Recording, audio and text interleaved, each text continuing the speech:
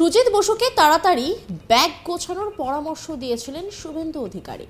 এবার তারই পাল্টা দিলেন কাকলি ঘোষ দস্তিদার। উনি কি দেশের স্বরাষ্ট্র দপ্তরের দায়িত্ব পেয়েছেন নাকি? প্রশ্ন উঁচিয়ে বেনজির আক্রমণ করলেন তৃণমূল সাংসদ। টানা 13.5 ঘন্টা জেরার পর রাজ্যের দমকল মন্ত্রী সুজিত বসুর বাড়ি থেকে বেরিয়ে যান ইডি আধিকারিকরা। শুক্রবার 7 সকালে তার বাড়িতে হানা দিয়েছিলেন কেন্দ্রীয় তদন্তকারী সংস্থার আধিকারিকরা। লেকটাউনে মন্ত্রীর দুটি বাড়ি ও অফিসে তল্লাশি চলে।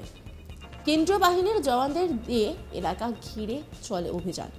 কেন্দ্রীয় এজেন্সির তৎপরতা নিয়ে রাজনৈতিক বাকযুদ্ধে জড়িয়েছে শাসক বিরোধী। পাল্টা হিসেবে বিরোধী দলনেতা শুভেন্দু অধিকারী বলেন, তথ্য ব্যাগ গোছানো শুরু করুন, শীতের জিনিসও রাখবেন। আর এর পাল্টা দিয়েছেন তৃণমূল সাংসদ কাকলি ঘোষ দস্তিদার। শুক্রবার উত্তর 24 পরগনায় আসেন সাংসদ।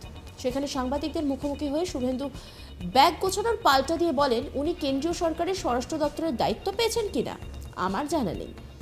কি বলছেন কাকলি ঘোষ দস্তিদার, শোনাবো আপনাদের।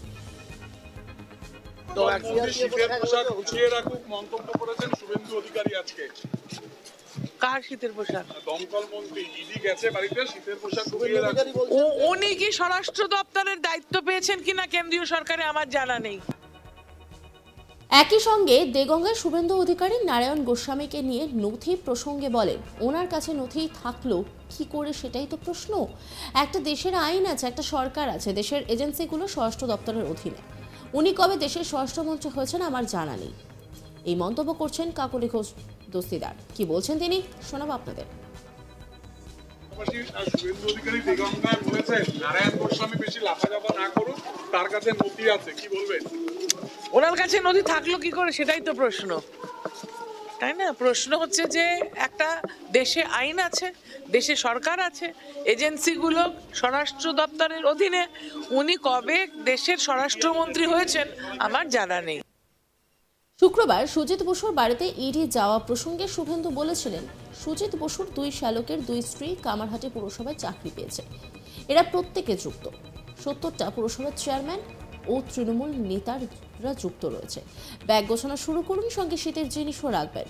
শুভেন্দু অধিকারী ঠিক কি বলেছিলেন আপনাদেরকে একবার শোনাবো। বসুর ঘনিষ্ঠ 2 আত্মীয়, 2 শ্যালকের 2 স্ত্রী, তারা কামারহাটিতে পুরসভাতে চাকরি পেয়েছে।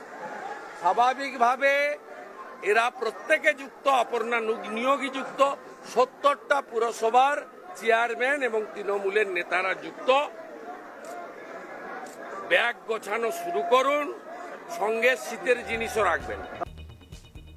এই প্রসঙ্গে ইডির জেরার পর সাংবাদিক সম্মেলন করে সুজিত বলেন, আমি শুনেছি শুভেন্দু অধিকারী গলা ফাটিয়ে অনেক চিৎকার করেছে। আমি শুভেন্দুকে বলে দিতে চাই, ও নাকি বলেছে সবাইকে শীতের জামা কাপড় গুছিয়ে রাখতে, জেলে যেতে হবে। আমি বলি শীতের পোশাক আমি নিশ্চয়ই নেব, গঙ্গাসাগরে যাচ্ছি, তারপরে তো আমি ফিরছি। কি বলছেন সুজিত বসু, শোনাবো আপনাদের। আমি শুনেছি 2-1টা জায়গায় যে শুভেন্দু অধিকারী, যিনি বিরোধী দলনেতা, তিনি গলা ফাটিয়ে অনেক চিৎকার করছেন।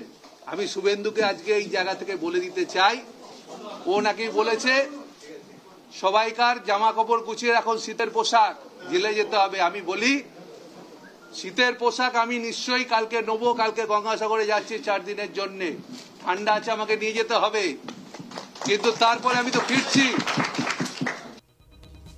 শুক্রবার সকাল 7টা নাগাদ সুজিত বসুর বাড়িতে হানা দেন ইডির আধিকারিকেরা। পুরনিয়োগ দুর্নীতি মামলার তদন্তে এই তল্লাশি বলে ইডি সূত্রে জানা গিয়েছে। মন্ত্রীর বাড়ির গেটের সামনে ছিল বিশাল রাজ্য পুলিশ এবং কেন্দ্রীয় বাহিনী। সুজিত বসু স্পষ্টত জানান, তিনি ও তার পরিবারের সদস্যরা সকাল থেকে কেন্দ্রীয় তদন্তকারী দলের সঙ্গে সহযোগিতা করেছেন, আগামী দিনেও সহযোগিতা করবেন বলে আশ্বস্ত করেছেন মন্ত্রী।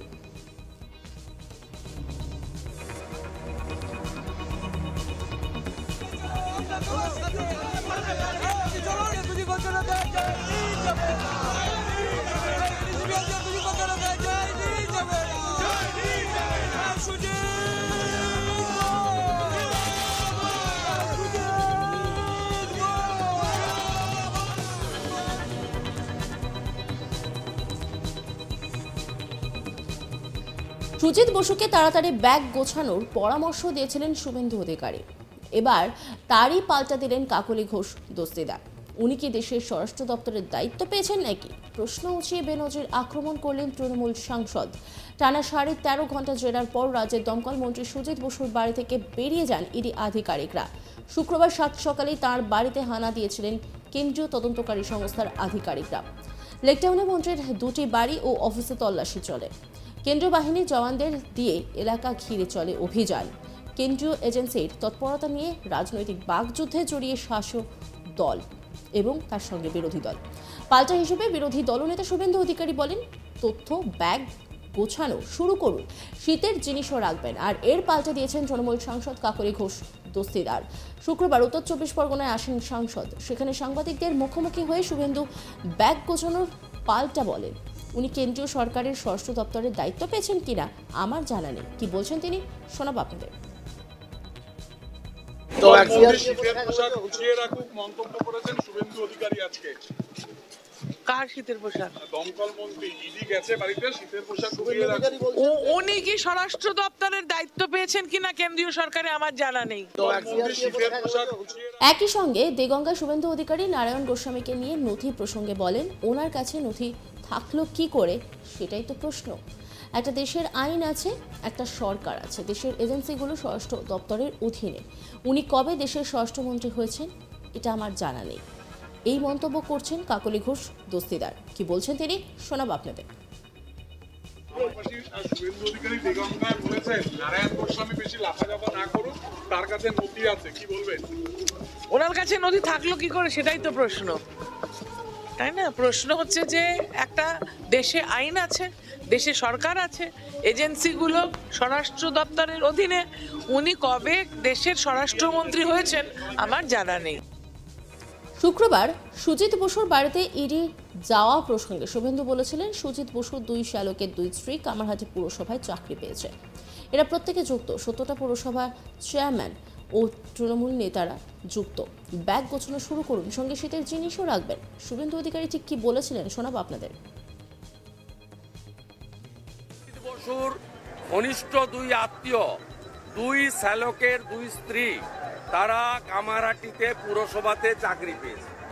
স্বাভাবিকভাবে এরা প্রত্যেকে যুক্ত, অপর্ণা নিয়োগী যুক্ত, 70টা পুরসভার চেয়ারম্যান এবং তৃণমূলের নেতারা যুক্ত। ব্যাগ গোছানো শুরু করুন, সঙ্গে শীতের জিনিসও রাখবেন। এই প্রসঙ্গে ইডির জেরার পর সাংবাদিক সম্মেলন করে সুজিত বলেন, আমি শুনেছি শুভেন্দু অধিকারী গলা ফাটিয়ে অনেক চিৎকার করেছেন। আমি শুভেন্দুকে বলে দিতে চাই, ও নাকি বলছে সবাইকে শীতের জামা কাপড় গুছিয়ে রাখতে, জেলে যেতে। আমি বলি শীতের পোশাক আমি নিশ্চয়ই নেব, গঙ্গাসাগরে যাচ্ছি, তারপর তো ফিরছি আমি। অন্যান্য খবরের আপডেটের জন্য অবশ্যই নজর রাখুন আজ তাক বাংলার ইউটিউব স্ট্রিমিং এবং ইউটিউব চ্যানেলকে সাবস্ক্রাইব করুন, লাইক করুন, কমেন্ট করুন, শেয়ার করুন। পাশাপাশি হোয়াটসঅ্যাপে নজর রাখুন, সেখানেও রয়েছে আজ তাক বাংলা।